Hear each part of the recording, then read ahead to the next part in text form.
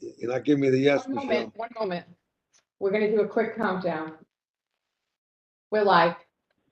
All right, thank you. Welcome to the October 18th joint meeting of the URI Board of Trustees Finance and Facilities Committee and the Institutional Risk and Compliance Committees. The meeting is being held in person with committee members participating remotely. At this time, I will conduct a roll call attendance to determine if a quorum of Finance and Facilities Committee members is present. Please clearly respond present via WebEx or virtual or present in person when your name is called. Mike Fascitelli, present virtually. Vahid, not in. Margot Cook. No Margot. Christine, Enid, I see you. Present via WebEx. Matthew Lenz. No Matthew. David Moderano. Present WebEx. Michael McNally. Present WebEx. Susan Petrovas. Present WebEx. Thank you. Armin Sabatone. Present WebEx. Thank you. Mark Palange. Present WebEx. Thank you, Mark. So I think we have a quorum of the Finance and Facilities Committee. So that's terrific. Are we going to conduct a roll call or just wait on the committee, on the other committee now? Karina. I can go ahead. I will conduct a roll call on attendance to determine if we have a quorum for the Institutional Risk and Compliance Committee. Members are present. Please clearly respond present via WebEx or present in person when your name is called. Robbie Luna. Karina Edmonds, present via WebEx. Margot Cook. Richard Humphreys. Neil Kerwin. Michael McNally. Present via WebEx. Tom Ryan. Hannah Blanchard. Present via WebEx. Okay, thank you. David Caprio. Present via WebEx. Mark Parlange. Present via WebEx.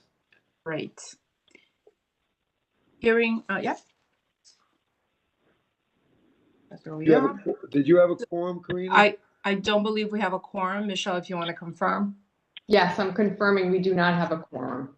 So Okay. can I call this meeting to order on behalf of the finance? I can do that, right? Yes. Okay. Yes, you can. Thank you. Okay, I call this meeting to order.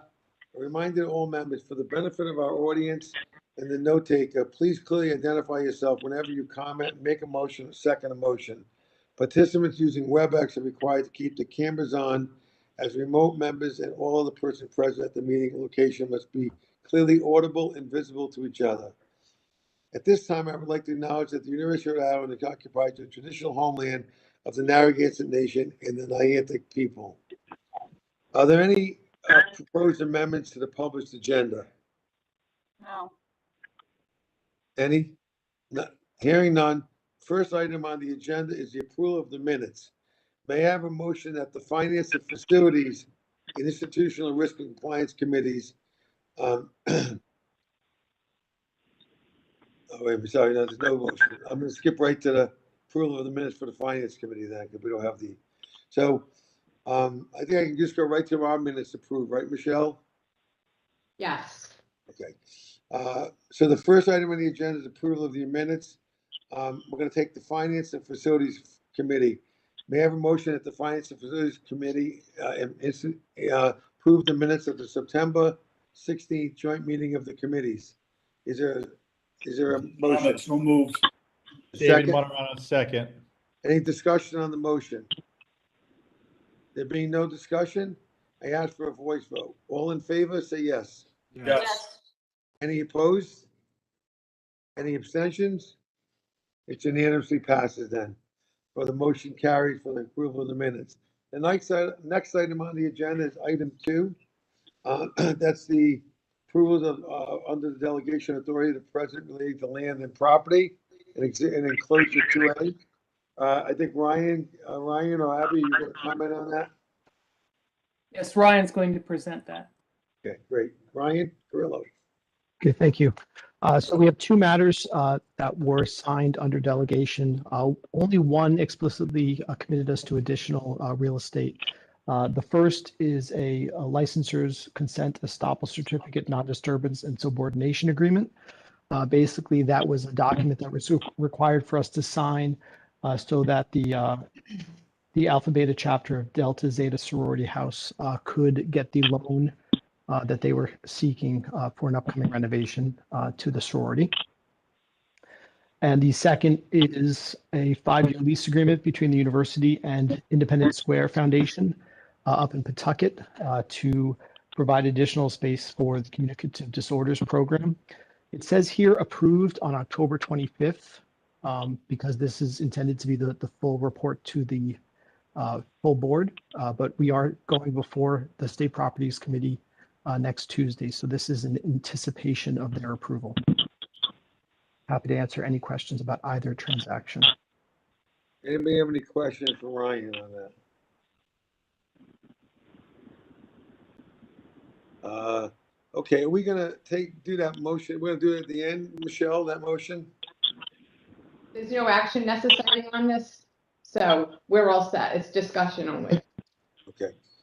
All right, then the next item we're gonna be talking about is the review of the financial external report for fiscal 2022 in enclosure 2B. There's no action necessary here, but Abby, I think you're going to review the item and introduce Michael from our accounting firm. Yes, indeed. Every year, the external auditors come through and they issue an opinion on our financial statements. As you know, it's important that our financial statements represent accurately the financial condition of the university.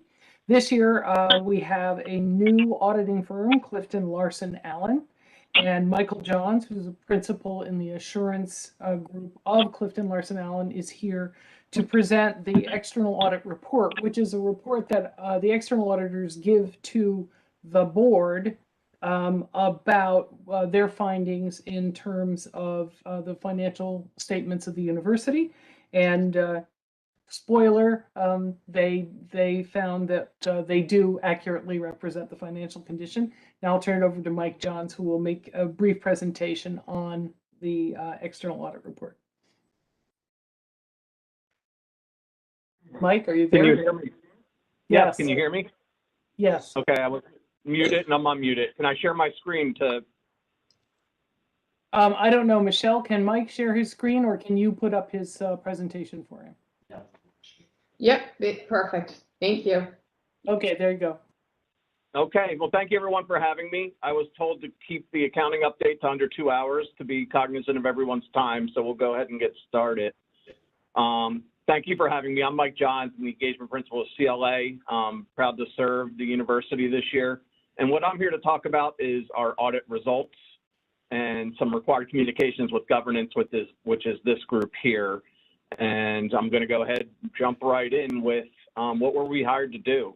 CLA was hired. Mike, your presentation is not visible.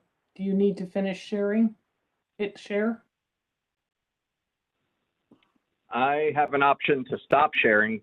Do we have this? Do we have it on my drive? Yes, you have it. It's the enclosure is this presentation. It's enclosure 2, isn't it enclosure 2B? Yes, it is. We have it. Yeah, we could follow around if you can't. I have. Wait, you do? Because I have it here too. We'll put it up for you, Mike and everybody else. So Mike, why don't you stop sharing and Michelle will put it up and then you can talk to it. There you go. Okay, carry on. So. Okay, I can't see the slides, but I'll look at my own and reference what number I'm on. I'm on slide 4 with the scope heading. So what was CLA engaged to do? We were engaged to perform an audit in accordance with our professional auditing standards. That's both generally accepted auditing standards and the government auditing standards. Just some other terms of the engagement.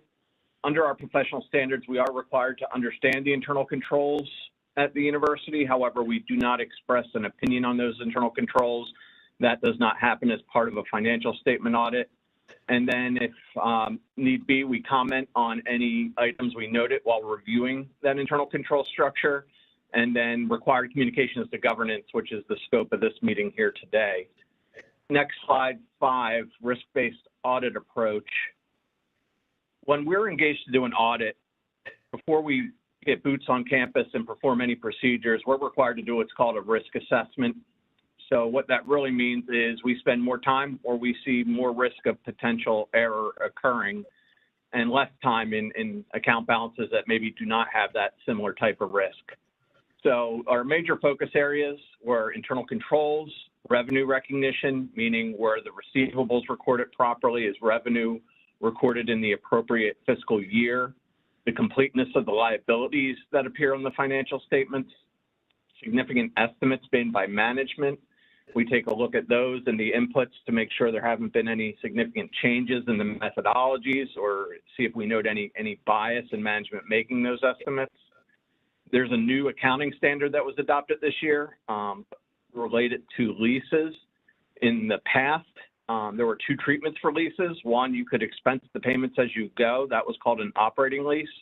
That treatment has gone away, and now every contract that meets the definition of a lease shows up on that statement in that position as a right to use asset and a lease liability.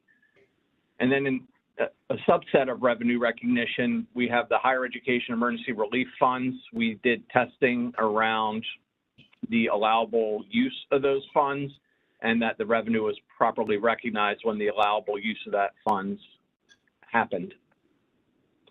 Next slide. I think there was a spoiler alert, but I'm on the audit results, and we are issuing an unmodified opinion. That is the highest level of assurance we can issue as independent CPAs. And you'll see if you have the draft, that audit opinion looks different than maybe you're used to in prior years. That is not because you changed to CLA. That is a change in the auditing standards where there's a new format with the opinion starting first and then a little bit more information than in prior years. An unmodified opinion is a clean opinion, and it provides reasonable assurance that the statements do not contain error.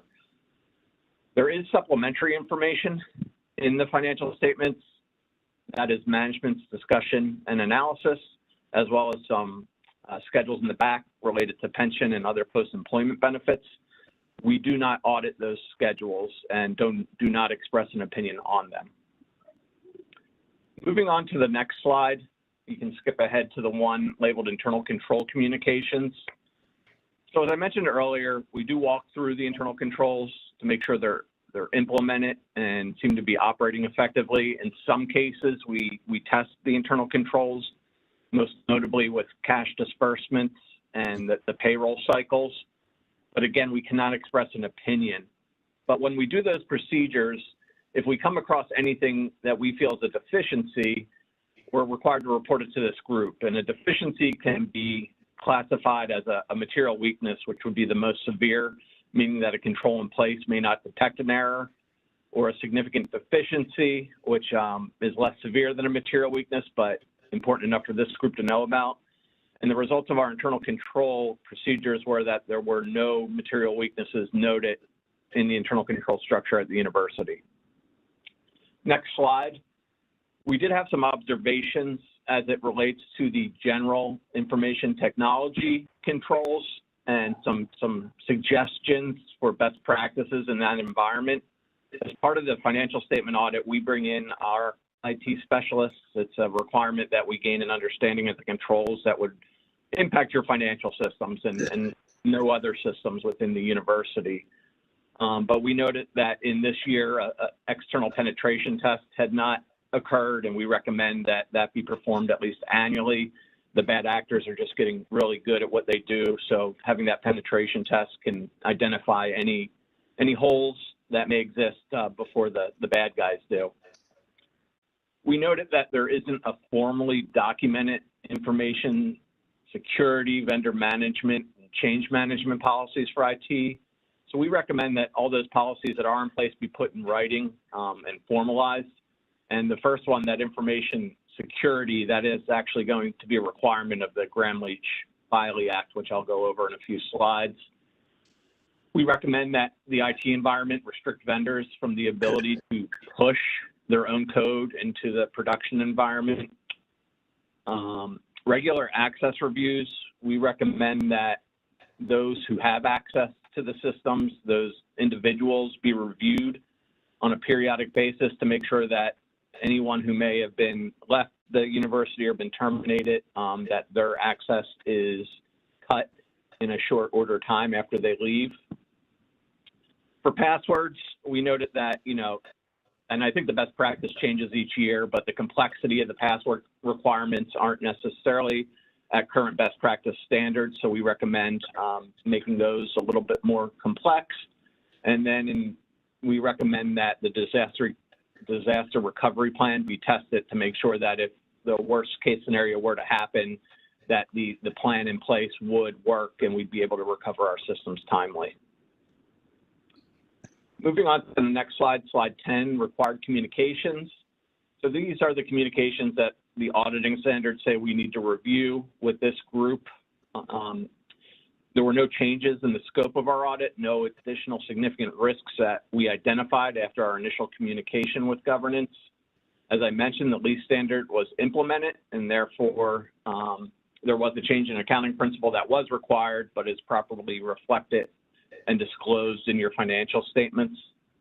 The disclosures I noted earlier, we're just required to note that, they are estimates. They can change materially in the future based on what's going on at the university, what's going on with the general economy and other factors. But the most significant estimates contained in the university's financial statements are depreciation expense and the related useful lives, the allowance for uncollectible receivables, and the valuation of pension and other post-employment benefit liabilities, and then compensated absences accruals, or what we owe people for that matter. We do audit those, and we noted no issues in management's estimation process. We encountered no significant difficulties in working with management, had no disagreements during the performance of our audit, and we're not aware of management consulting with any other external CPAs on accounting or auditing matters. During the performance of our audit, we noted no audit adjustments, so that's a very good indication that your management is functioning at a high level, meaning that the large Excel spreadsheet we got to start our testing and perform our procedures on did not change to the draft financial statements that everyone has in front of them. So what we got to audit after we performed our tests, no changes were made. Once these financials are approved, we'll ask management to sign a representation letter, which in a nutshell says that the information they gave us and the responses to our questions were true and accurate to the best of their knowledge. Your financial statements do contain two what we call component units, the foundations. CLA did not audit those entities. They are audited by other auditors, and in our audit opinion, we make reference to that fact and that those financial statements and audit opinions are performed by other external CPAs. Next slide, I'm moving on to 12, which is the Gramm-Leach-Bliley Act. And I am not an IT professional, as you can tell. I couldn't even get my speakers to work today, but wanted to point out to this group that this law has been in effect for some time, and it impacts higher education as it relates to the protection of students' information. And the Department of Education asked auditors to start looking at this in part with the student financial aid audit a couple of years ago. And going forward, and actually effective this December, there are new requirements that the college is going to have to implement. That includes the written risk assessment addressing various items, and that's specifically identifying safeguards and a bunch of other items. I won't read this slide to you. I know our time is limited, but just want to make sure this group is aware that these are effective starting in this December, and that it could or could not be subject to next year's audit, depending on what the Department of Education puts in their audit procedures. Next slide, please. We're often asked when we do these meetings just what we're seeing or what our clients are talking about in the industry. So some things we've been hearing as we've been traveling around and having these meetings or answering some questions. One is the forgiveness of student loans, and there's some negative press behind that right now, and they're pointing out, are students taking too many loans? If the loans are forgiven, is there an artificial drop in the default rates? So, just a lot of news and trying to figure out what this all means as a current event. The higher education emergency relief funds, I noted, this is pretty much the last year that we have that revenue source, and it was quite significant both for aiding our students and our institutions, but a lot of talk about, okay, that revenue source will not be in the financial statements going forward. So what does the budget look like in a world after those COVID funds are gone? Not necessarily for large public institutions like yours, but we are seeing a lot of merger and acquisition talk, especially in the private sector. We're expecting to see more closures or mergers or acquisitions as many of the mid to smaller colleges are struggling to make the financials work. Changing in delivery, I think this is something everyone's still figuring out after a pandemic world, or if we're still in it, I don't know. Just our students, do they want that hybrid? We know they want to be on campus, but do they also want some flexibility in having that online presentation, and what does that look like going forward? So just some items we're hearing as we're talking to our clients. The next steps, next slide 14. We'll get that management representation letter signed. We have to update our subsequent event procedures through the date of the financial statements to make sure no subsequent event disclosures are required, and update our legal confirmations for the same purpose. And then we'll be set to issue our audit opinion on the financial statements. The single audit will need to be performed, and that is the federal audit of federal dollars. The state decides which federal dollars we audit this year. We have been told that is just the higher education emergency relief fund. So we'll be auditing detailed compliance in accordance with federal regulations for that major federal program. And then the NCAA agreed upon procedures engagement is due early in fiscal 23. So those two engagements are yet to be completed. I hope I didn't go over my time. I thank you very much for having me, and be happy to answer any questions anyone may have.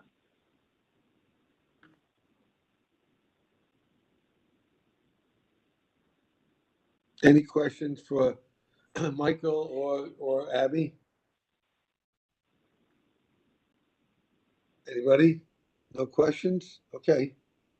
Sure. All right. Thank you, Michael. The next item on the agenda is item 3. Thanks, Mike. Thank you. Okay, the next item on the agenda is item 3. Michelle, are you putting it back on the, your host is still on the screen here.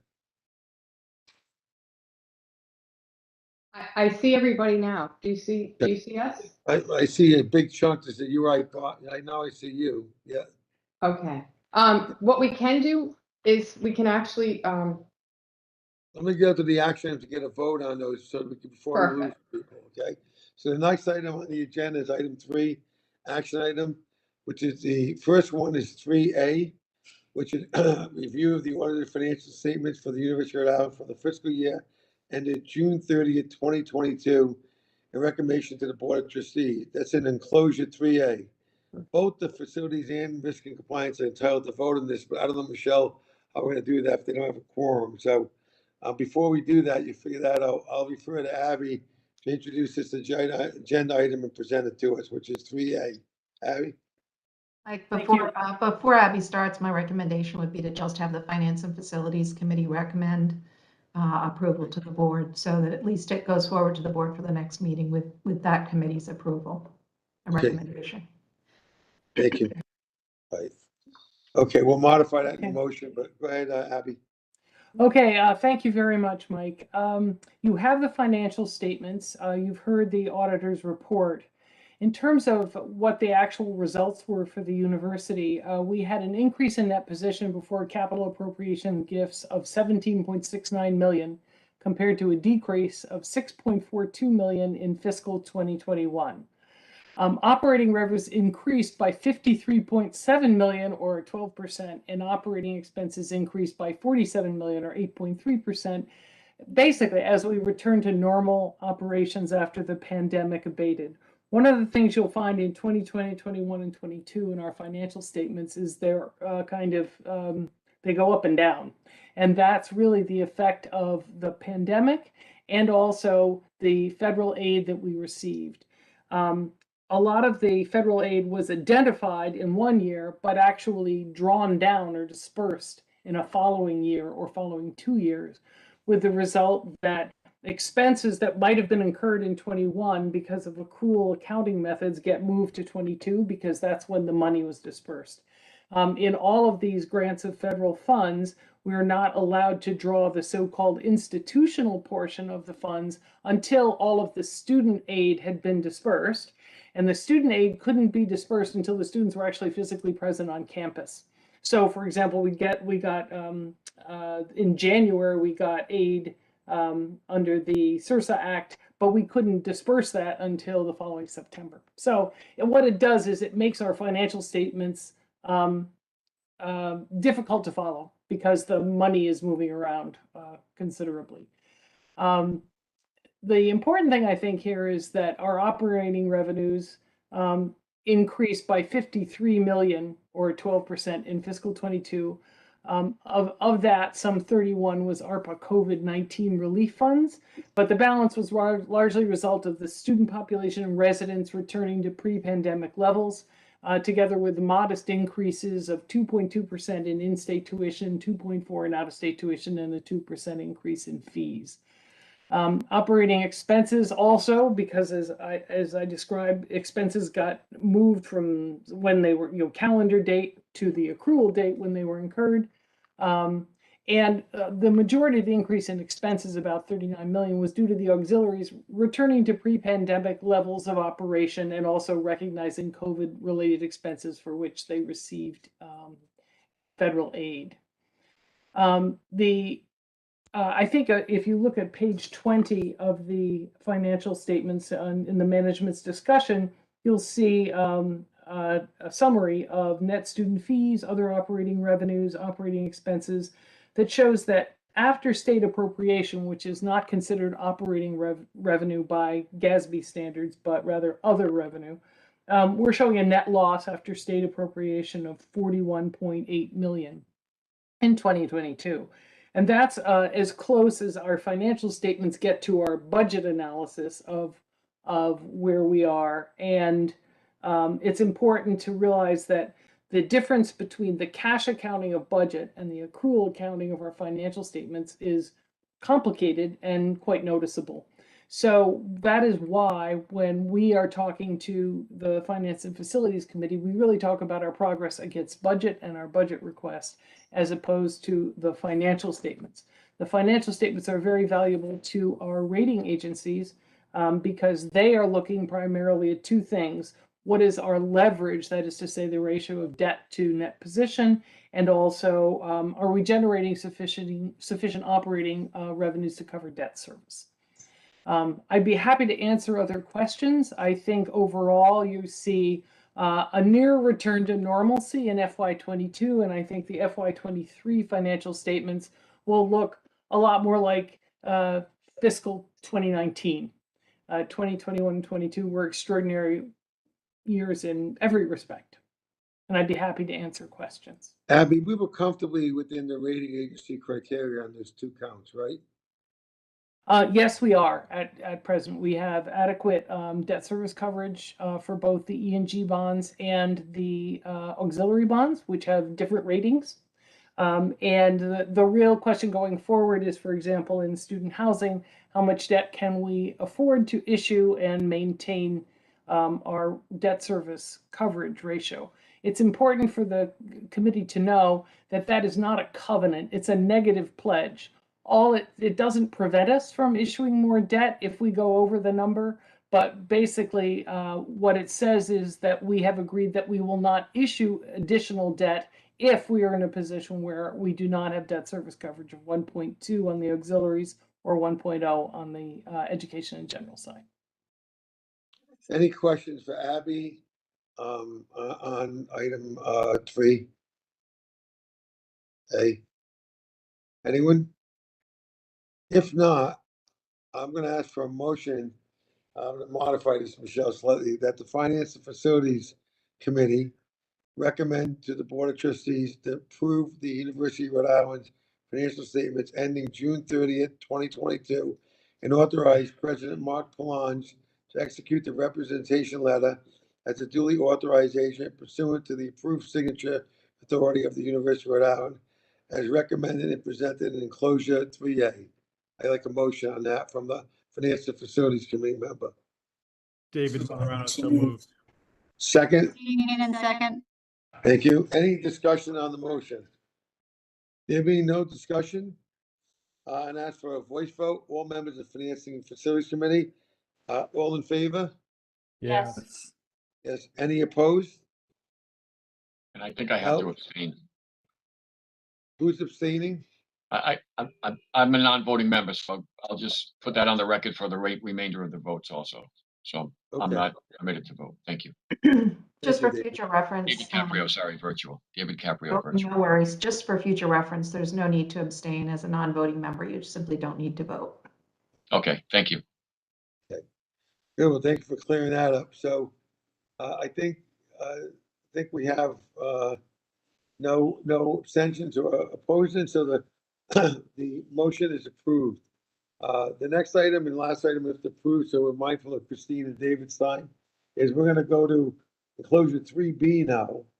And that's to review and ratify the total budget request, tuition and fee rates, and the tables of organization of fiscal year 2024. As we talked about this in the board meeting, and the total budget allocations for fiscal year 2023 as approved at the September 23rd, 22 board meeting. I recommend, and the recommendation to the Board of Trustees. So we're doing this a little bit after the fact, but, so Abby, you want to introduce this and comment on it? Obviously, we were through Yes, this. I think, yeah, this can be a short item. Right. Basically, all we did was that we You redid the statements, right, with the new approvals, basically. Yeah, The new we tuition and- updated with the new tuition changes that were made at the board meeting. Right, Okay, and therefore, what's reflected is an overall increase in undergraduate in-state tuition and mandatory fees of 3.6%, and undergraduate out-of-state tuition and mandatory fees of 4.1%. And those are the result of in-state tuition increasing 3.9%, and I want to make sure I'm getting the right percents here, and 4.5% respectively for in-state and out-of-state. And the point there was that was the result of a long conversation at the board meeting, and so all we have done is represent that presentation with those numbers reflected in the presentation. Mike, if I could just jump in from a procedural perspective, the tuition increase was already approved, the budget was already approved and submitted. This is a ratification because we wanted to be sure that the budget sees the budget, that the board sees the budget as modified with those approved changes and ratifies that budget. So there's never any question looking backwards as to how those fee increases were incorporated into the final budget that was submitted. Those tuition increases, excuse me, were incorporated. Right. I think that those new numbers are now reflected in enclosure 3B, Alyssa, so. That's correct. Correct. So I think that's a good point. Does anyone, and we went through this at the board meeting, but does anybody have any questions or comments for Abby on this particular issue? No one?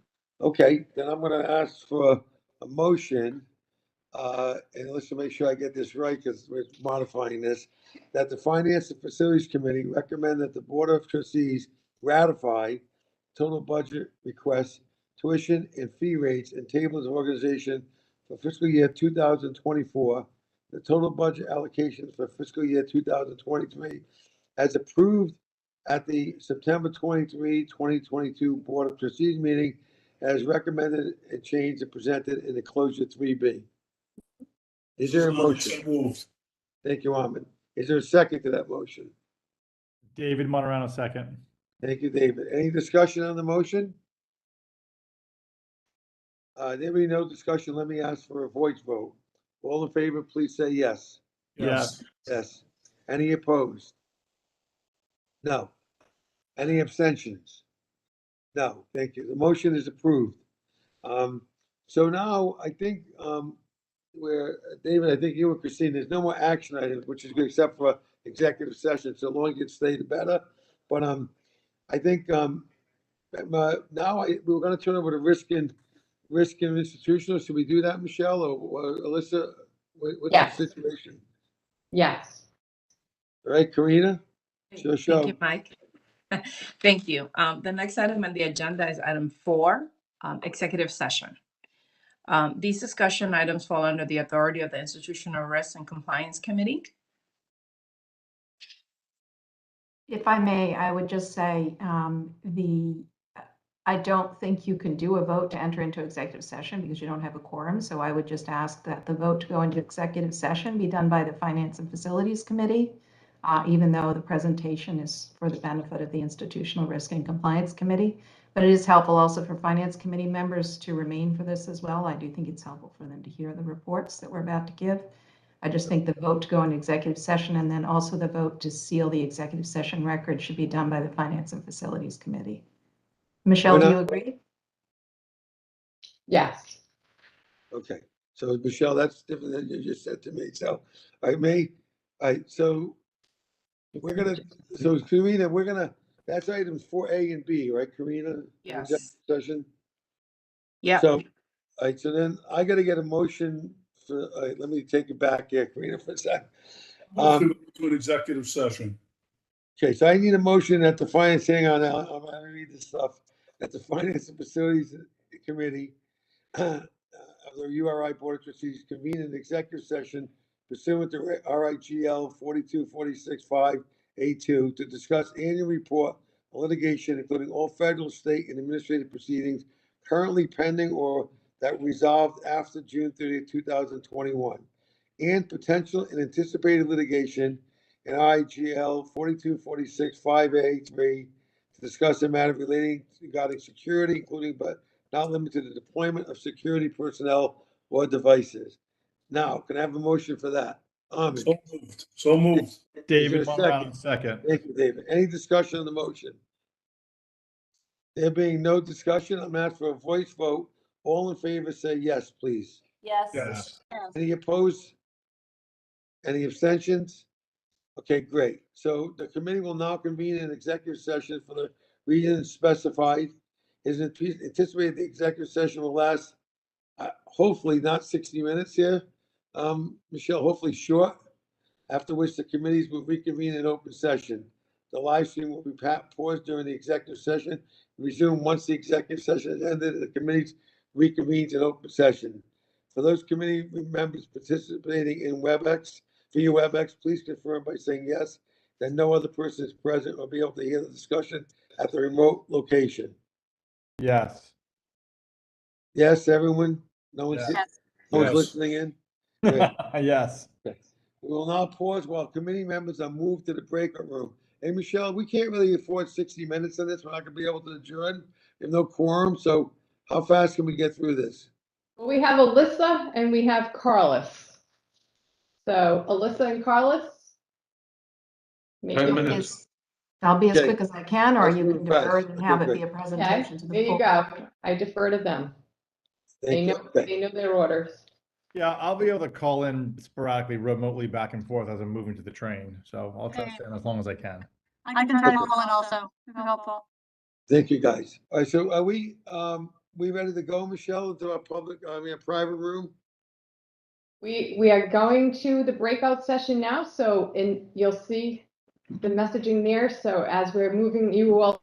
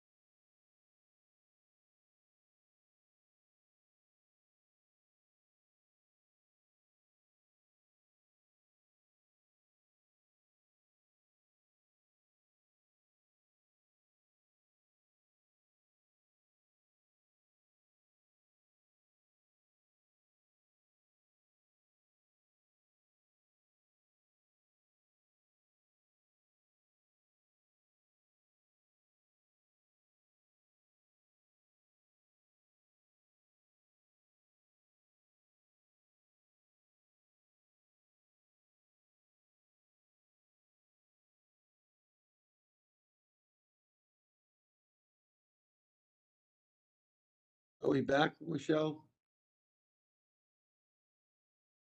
Yes, yes. We are all here. So now can I go to get the minutes sealed? So, uh, so the Finance and Facilities Committee and Institutional Risk Finance Committee, I guess it was all together of the URI Board of Trustees, is now convened in open session. First order of business is open session is a motion to seal the executive session minutes. May I have a motion that the minutes of the joint meeting of the Finance and Facilities Committee, I don't know, Alyssa, whether it's a joint meeting or not. Is it a joint meeting or a separate meeting? Alyssa?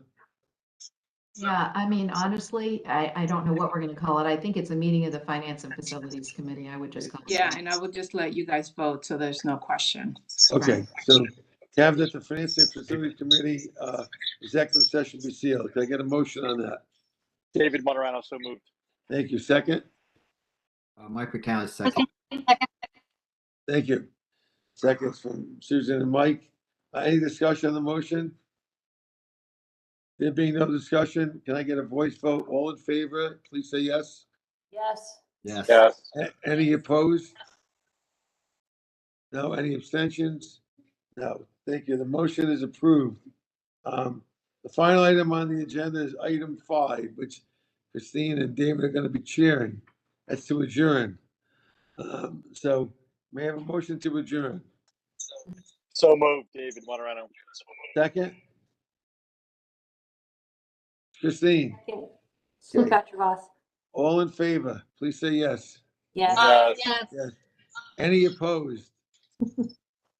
No. Any abstentions? No. Yeah, okay, thank you. The motion to adjourn is approved.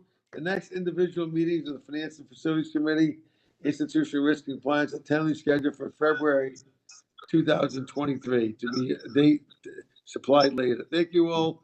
Thank you guys for hanging in there, Christine and David. Thank